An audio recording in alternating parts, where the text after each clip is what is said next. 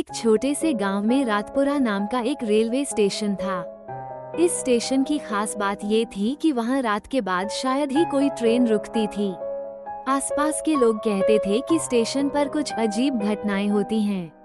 दिन के समय स्टेशन पर चहल पहल रहती थी, लेकिन रात होते ही स्टेशन एकदम सुनसान और डरावना हो जाता। एक दिन 12 वर्षीय रोहन और उसकी 10 वर्षीय बहन सिया अपने मामा के घर जा रहे थे।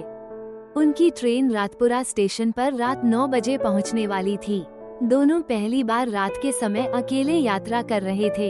जैसे ही उनकी ट्रेन स्टेशन पर पहुंची, वे नीचे उतर गए, लेकिन उन्हें पता चला कि उनकी अगली ट्रेन 2 घंटे बाद आएगी।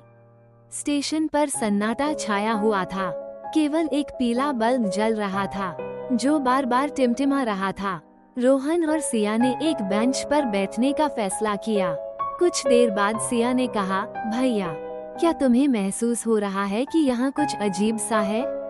रोहन ने हंसते हुए जवाब दिया, तुम डर रही हो बस, कोई भूत वूत नहीं होता। जैसे ही उन्होंने यह बात की, उन्हें प्लेटफॉर्म के एक कोने से किसी के रोने की आवाज सुनाई दी। दोनों सहम गए। रोहन ने हिम्मत करके कहा, चलो देखते हैं कौन है। वे धीरे धीरे आवाज की ओर बढ़ने लगे। कोने में एक बूढ़ी महिला बैठी थी। वो सफेद साड़ी पहने हुई थी और उसका चेहरा घूंघट से ढका हुआ था।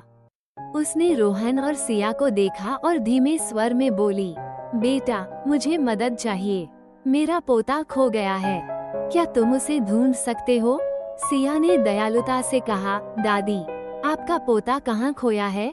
बूढ़ी महिला ने एक उंगली से प्लेटफॉर्म के दूसरी ओर इशारा किया, लेकिन जब दोनों उस दिशा में मुड़े और फिर से महिला की ओर देखा, तो वह गायब हो चुकी थी। अब रोहन और सिया को डर लगने लगा। प्लेटफॉर्म पर हल्की ठंडक बढ़ गई थी और दूर से सीटी की आवाज आ रही थी।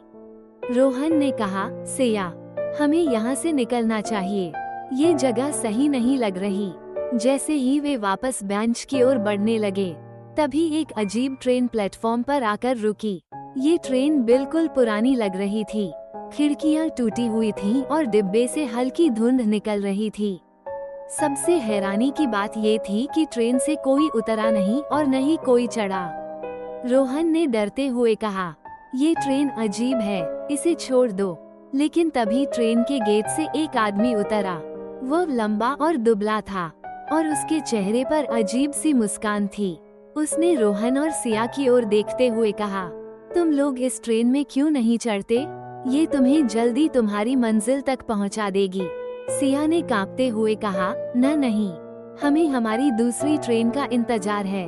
उस आदमी ने हंसते हुए कहा, सोच लो, जो भी इस ट्रेन में चढ़ता है वो कभी वापस नहीं आता। ये सुनते ही दोनों के रोंगटे खड़े हो गए। वे वहाँ से भागने लगे, लेकिन तभी ट्रेन ने एक अजीब सी सीटी दी और गायब हो गई।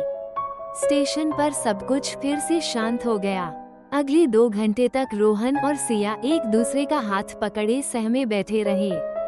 जब उनकी असली ट्रेन आई, तो वे तेजी से उसमें चढ़ गए। जब उन्होंने कंडक्टर को रातपुरा स्टेशन की घटनाओं के बारे में बताया, तो उसने गंभीरता से कहा, बच्चों, रातपुरा स्टेशन पर जो ट्रेन आती है वो कोई साधारण ट्रेन नहीं है। जो भी उसमें चढ़ता है वो गायब हो जाता है। तुमने सही किया कि उसमें नहीं चढ़े। रोहन और सिया ने उस रात एक सबक सीखा, अजनबी चीजों से हमेशा सावधान रहना चाहिए। वे इस अनुभव को कभी नहीं भूले।